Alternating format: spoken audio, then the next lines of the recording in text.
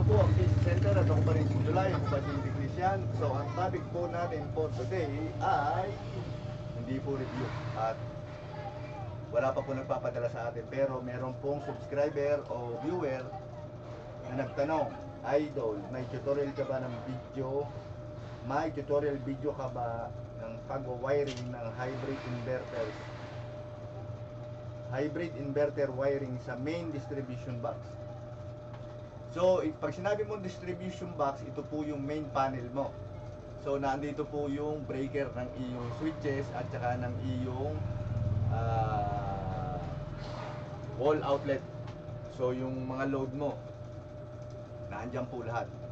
So, bago po tayo magsimula, isa po munang caution at saka isang disclaimer.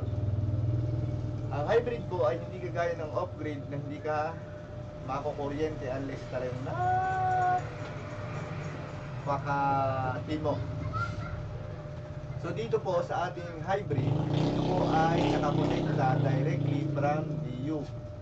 So caution, ito po ay nakamamatay, nakakasugat, kaya po ay ina-advise na kung kayo po ay walang kaalaman o sapat na kaalaman sa electrical, sa AC, lalo na sa AC, ay huwag nyo na pong gawin.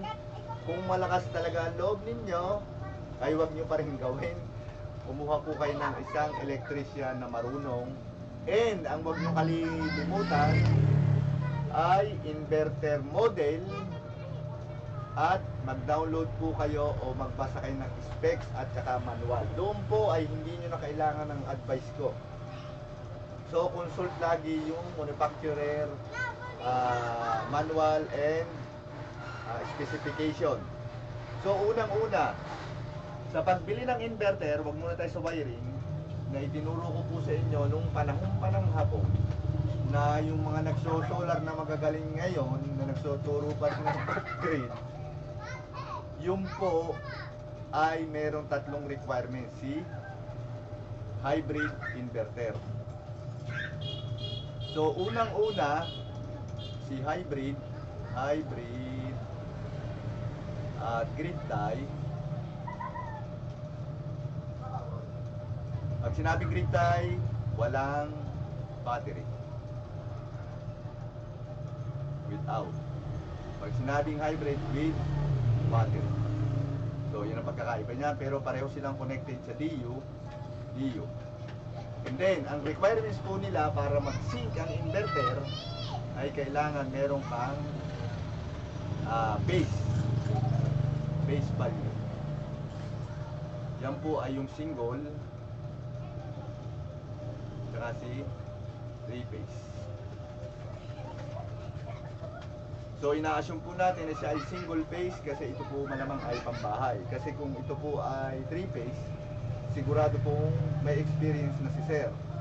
So assuming, and then kailangan meron kang yung voltage. Ang voltage po natin ay 230 to 20.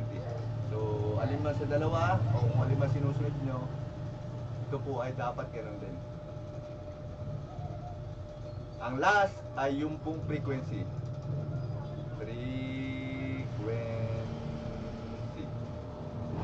Ano po ito? Ito po yung nakita sa mga appliance na 60 Hz o kaya 50 Hz.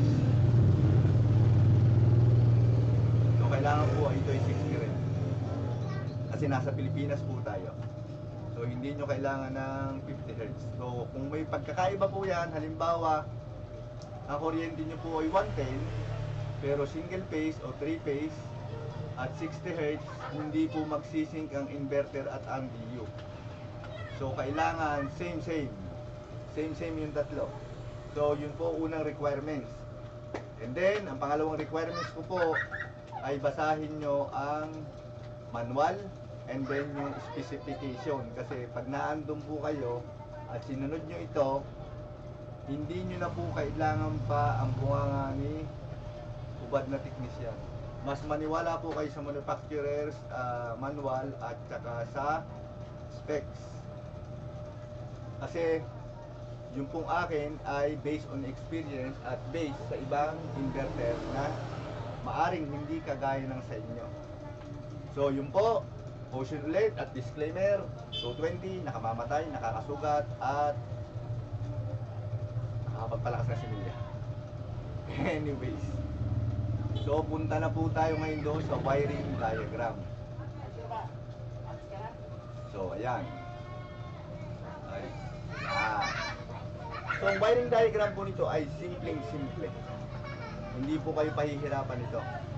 Ito po ay line to line lamang. Yan, nasa na yung mga kaya. Line to line lamang po ito. Ibig sabihin ng line to line, ito po ang DU, ito po ang inyong inverter. Ang unang connection na galing po sa main box, eh syempre ito pong grid o yung DU o Meralco o kung sa amin ay Bukilik. So yung line, yan po si 220 volts o si 230 volts. 230 o 220, alin po sa dalawa. So kailangan mo ng isang tools kasi kahit may tester ka, mahirap pong malaman ang wire kung ito po ay neutral o live. Ang isa pa pong paraan ay kung malakas ang loob nyo, gayahin nyo po ito. Hindi, wag nyo pong gayahin. Ganun lang po yung wire. So pag tap mong ganon at hindi ka na kuryente, ibig sabihin yun yung zero. Sa makatuwid, yung susunod na wire yung po ang live. Pero kailangan nyo po ng proper tools at kailangan nyo ng proper na equipment at kailangan nyo po ng electrician kung wala kayong technical know-how. And then, si neutral po, siya po si zero. Zero. O kung ang linya naman po nyo ay 110, 110, so yan po ay 110, 110. Same lang po yan. So wala kayong paglalagyan ng neutral kasi ang linya niya ay 110, 110. Ang isa pang importante ay ang earth ground. Yan, kailangan po lagi ay nakabind yung mga yan. And then, galing sa grid, ito na yung main breaker mo. Yan ang iyong main breaker, main. AC main.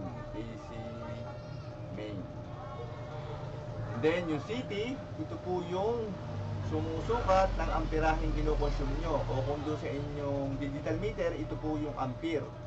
So, kung natatandaan nyo pa ang ating basic Ohm's law, o para makuha mo ang power, kailangan mo ng dalawang variable.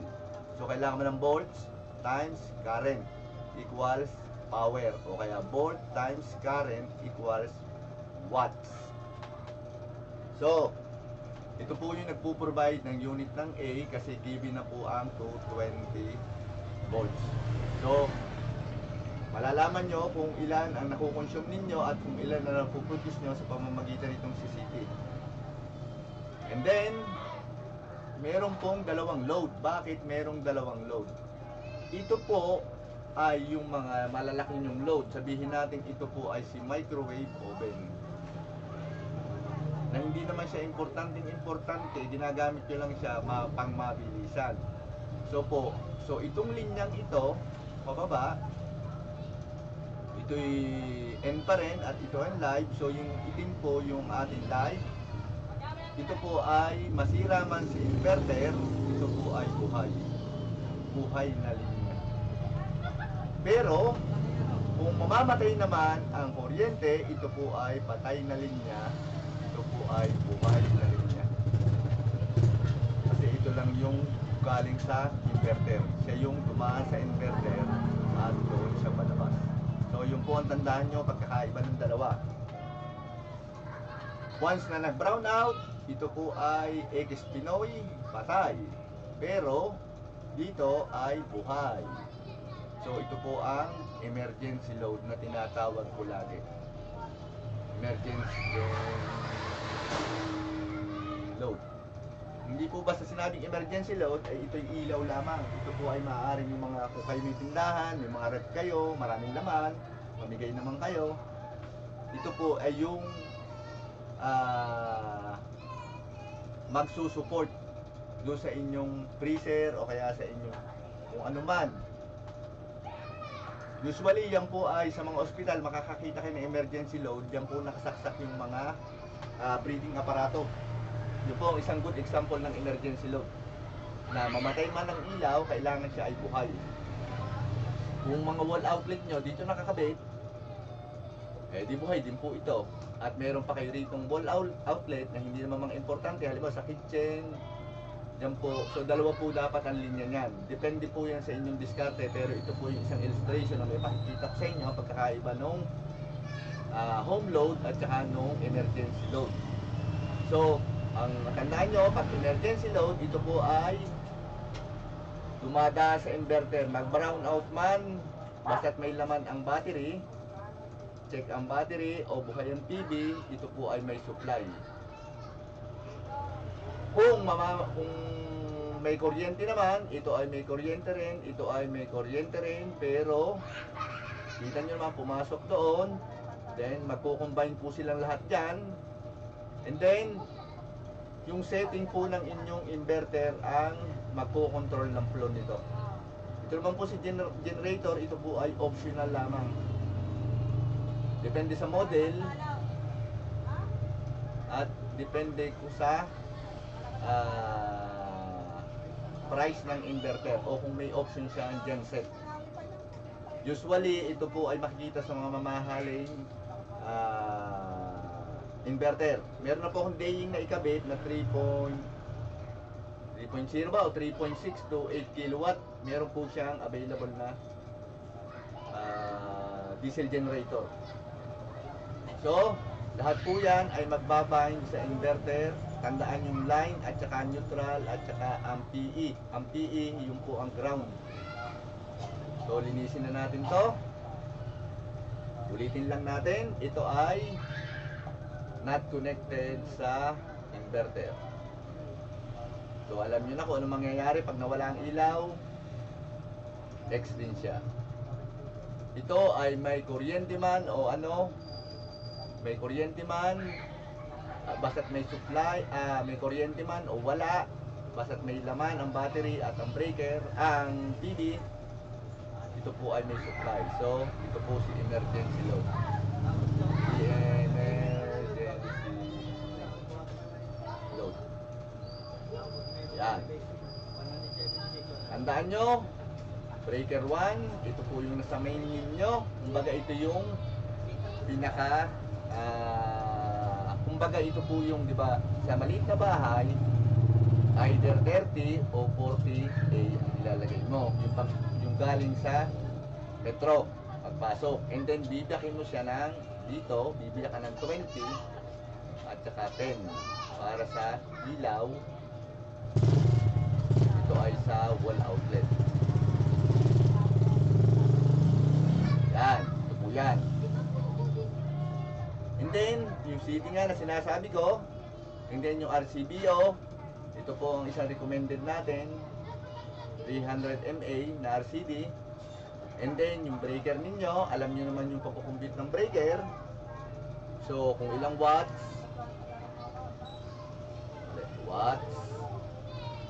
divide mo sa 30 equal, kung ano man yung sagot, times nyo sa answer, times nyo sa 0.25 equals breaker size. AC po ito, AC ha, hindi ito DC. Then, doon sa taas, ganun din po.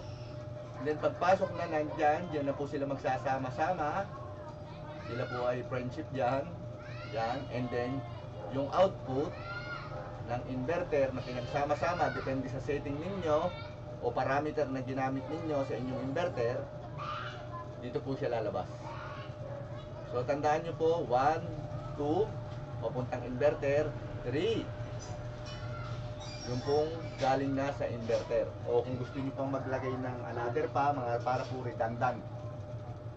So, sa network po, lalo sa computer networking, yan po ang isang ginagawa namin sa Cisco, yung redundant po lagi ang protection.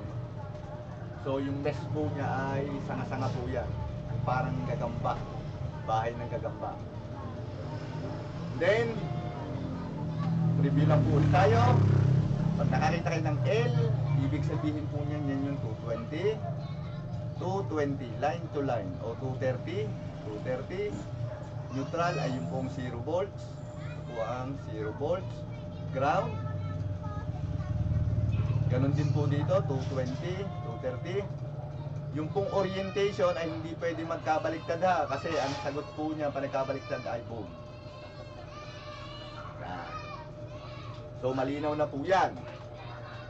Dadako naman po tayo sa setting ng inverter. Lalo na po medyo mayabangin at mamahalin o may brand name. Yun po ay kailangan nyo iset yung parameter niya o yung setting. Usually, ang ginagawa ko pong setting nito ay teka lang. Tanggalin ko muna yan. Yan. Yan. Yan. Ay, mali. Wala. Yan. Then, burahin ko muna. Bura. So, dito po yung example ng LCD type na inverter. Yung meron siyang display. Ito po yung parameter para maintindihan nyo. So, yung kanina, sinasabi natin 220 na pag galing kay Dio, ito po siya. Ito po si inverter. Kung gusto nyo, hybrid inverter para kompleto. Tanggalin po natin yan. And then, ito ay yan po ay papasok din dyan. Para lang malaman nyo. And then, ito ay pwedeng papasok. Pwede rin siyang palabas. Depende po sa set. Pero ito ay laging si pakabig. Ibig sabihin papunta lagi sa kanya kasi ito po ang load. Yan. Yan po yung pinakita ko sa inyo kanina na sabi ko yan po ang emergency load. Yan po ang unang setting yan. So, ang isang unang example ay kung ang priority mo ay DU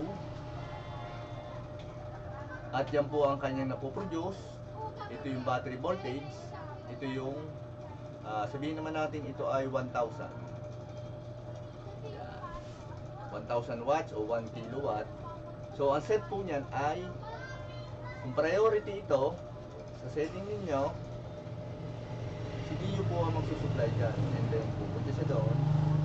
Buong 1,000 watts o 1 kilowatt ay sa kanya galing. Yan, ang una. And then, pag ang priority nyo ay si solar, tapos secondary lang ito, ganito naman po ang labas niyan. Kumakain siya ng, ito naman ay 2 kilowatt, nakakapag-produce ka ng 185, punta naman po yan dyan, and then lalabas doon, mapasok kay load. So, tapos po ang ating supply 1.85 kilowatt lamang. Ibig sabihin, meron pong 150 watts na missing. So, mangyayari po dyan ay papasok ito dito, pupunta doon, and then susuportahan niya yung 150 watts na kulang. And then, pag ang priority mo naman ay solar at battery, so ito ay mawawala yan. Ito ang arrow niya ay pupunta roon. At si DU ay standby. So ito po ay 0 kilowatt ang kanyang inilalabas. And then, ito po ay nagkukonsume ng 2 kilowatt pa rin. Kaya niya na ipoproduce ng ating panel ay 185, 1.85, ganun pa rin po yan, 1.85 ang isusupply niya kilowatt. Si 150 ay galing kay battery. Sa pan-setting,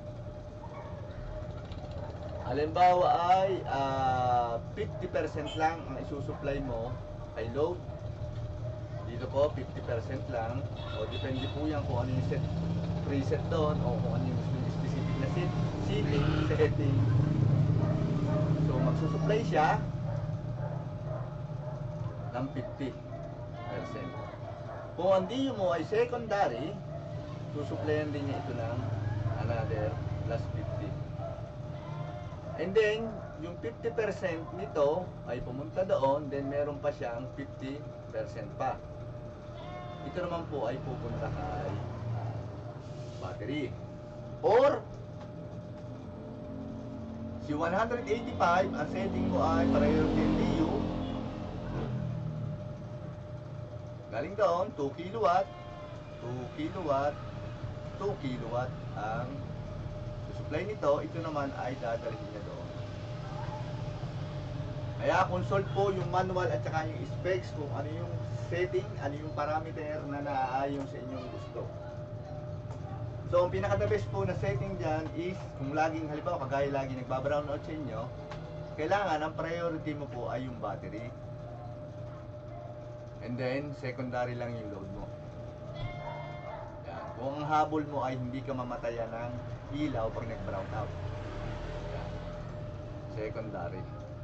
Kung ito ay nag 100% na, kung ang setting mo ay battery first, so pupunta na po yung full na 185 kilowatt dito kay load.